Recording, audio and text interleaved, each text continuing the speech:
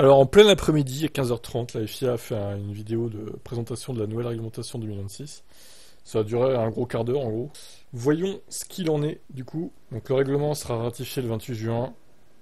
Voyons les détails. Publié pour la première fois en août 2022, le règlement sur les groupes motopropulseurs constitue un grand pas en avant, s'appuyant sur les bases du moteur hybride le plus efficace au monde, actuellement utilisé en Formule 1. Le groupe motopropulseur 2026 délivre encore plus de puissance que les PU actuels, alors que la puissance dérivée de l'élément ICE passe de 550 à 560 kW à 400, celle de l'élément batterie augmente de 120 à 350 donc. Voilà, on est presque de 50-50, ça on le savait déjà. Augmentation de 300% de la puissance électrique. La performance est ainsi maintenue, tandis que la durabilité est encore accrue. En simplifiant l'unité de puissance grâce à la suppression du MGUH et à l'expansion de la puissance électrique, l'unité de puissance 2026 est la plus pertinente pour la route jamais vue en Formule 1.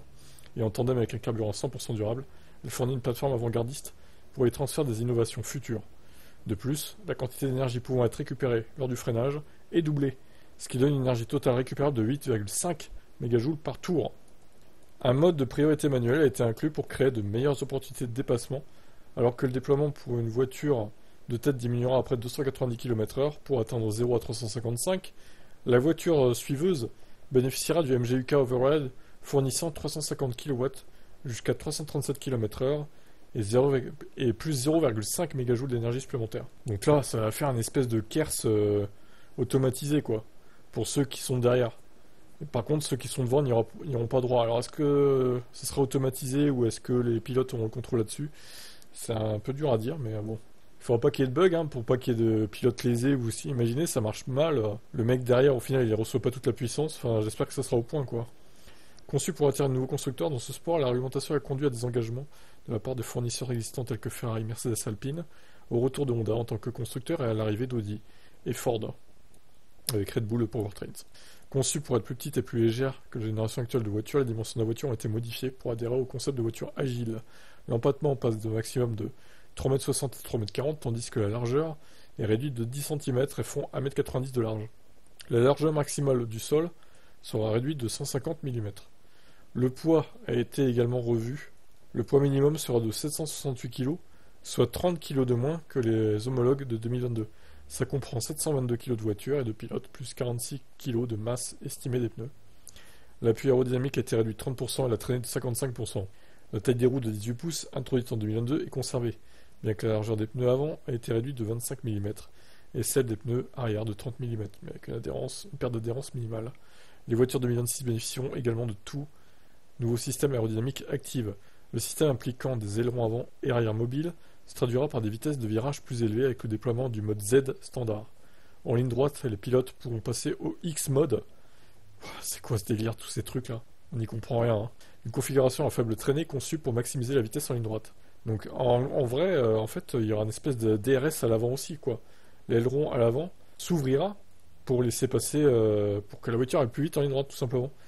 Un aileron arrière actif à 3 éléments sera adopté, tandis que l'aile inférieure a été supprimée et les plaques d'extrémité ont été simplifiées. L'aile avant sera 100 mm plus étroite qu'actuellement et comportera un volet actif à 2 éléments. Contrairement aux voitures actuelles, les passages de roues avant seront supprimés et une partie de la carrosserie des roues sera obligatoire pour aider à obtenir des performances de sillage optimales. Les tableaux de contrôle du sillage des roues dans le lavage seront placés à l'avant des modules latéraux pour faciliter le contrôle du sillage des roues. Les voitures seront dotées d'un plancher partiellement plat et d'un diffuseur de moindre importance qui réduira l'effet de sol et la dépendance des voitures à des réglages ultra rigides et bas. Donc là, on revient catégoriquement en arrière, hein. On annule la réglementation de 2022 avec l'effet de sol et on revient totalement en arrière en fait. C'est un aveu d'échec, je pense, de la FIA, hein. Clairement, cette réglementation ne fonctionne pas. Les courses sont pas beaucoup plus serrées qu'elles ne l'étaient avant, honnêtement. Et on a connu avec cette réglementation de 2022 la pire saison de l'histoire en 2023, avec une domination outrageuse de Red Bull. Donc franchement, c'est pas une réussite, hein. Et ils en sont conscients.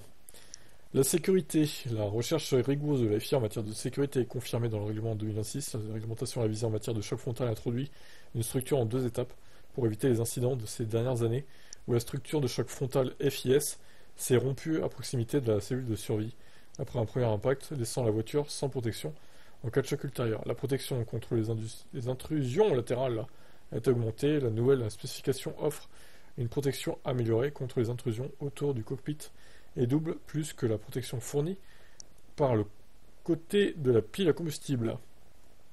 De plus, la protection améliorée contre les intrusions sera obtenue sans ajouter de poids. Les charges d'arceau de roulement ont été augmentées de 16G à 20G conformément aux autres formules de monoplace. Les feux de plaque d'extrémité dès l'arrière sont homologués et nettement plus visibles lumineux que les feux actuels. Des feux de sécurité latéraux seront introduits pour identifier le statut ERS d'une voiture arrêtée en piste. L'antenne GPS est en cours de repositionnement pour améliorer la sensibilité et permettre le futur développement en matière de sécurité active. Nous arrivons enfin à la dernière partie, la durabilité. À partir de 2026, les groupes motomobilistes de Formule 1 fonctionneront avec un carburant entièrement durable, soulignant l'engagement en faveur d'une course respectueuse de l'environnement et établissant une nouvelle norme pour le sport auto. Ce carburant sera drop-in, ce qui signifie qu'il sera peut-être utilisé dans presque tous les véhicules à moteur thermique, offrant ainsi une solution potentielle révolutionnaire en matière de gaz à effet de serre dans le secteur des transports. Ouais, ça à prendre avec des pincettes quand même. D'ici 2030, il y aura 1,2 milliard de voitures ICE combustibles, enfin à combustion interne du coup, en circulation dans le monde. Le carburant développé pour la Formule 1 pourrait être utilisé pour réduire les émissions à l'échelle industrielle. La durabilité sera améliorée grâce à une plus grande utilisation d'énergie électrique dans les unités de puissance 2026 et à une transition vers une distribution d'énergie à 50-50. Le règlement 2026 est conforme à l'objectif FIA d'atteindre net zéro d'ici 2030. On verra s'ils y arrivent, du coup. Alors, est-ce qu'il y a d'autres photos? Parce que là, on n'a que 2 photos. Voyons, je vais essayer de vous en trouver d'autres. Ah bah voilà, off-track. Très bien. Attendez. Voici quelques photos donc avant de se quitter, sous plusieurs angles. Bon, après, il n'y a pas énormément de révolution non plus, hein, ça reste dans la même continuité, mais moi, c'est surtout l'élan arrière qui me choque, avec cet élan arrière très plat, très rectangulaire. C'est un vrai changement pour le coup. Et donc là, vous voyez la différence de taille par rapport aux voitures de maintenant. C'est assez flagrant quand même.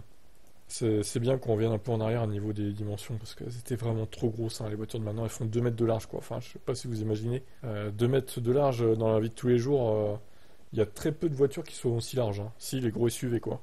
Et là, on vient à 1m90, c'est un peu plus raisonnable, même si ça reste assez large. Bon, c'est plus raisonnable quand même que ce qu'on a maintenant. Tant mieux. Bon, après, hein, c'est pas pour autant qu'on arrivera à se dépasser plus facilement à Monaco, mais bon, une fois, ça facilitera peut-être un petit peu les choses sur d'autres circuits, on va dire. Bon, bah écoutez, beaucoup d'infos là, d'un coup. Je sais pas trop ce que ça donnera, cette réglementation du 26. J'espère que ça sera pas un fiasco, que ça sera pas un bide avec des problèmes énormes qu'ils auraient pas vu en amont dans la préparation de cette réglementation. Mais bon, ça, malheureusement, on ne saura que aux essais privés de 2026. Et écoutez, voilà. Quel est votre avis sur cette réglementation d'après ce que vous avez pu voir là? Ciao.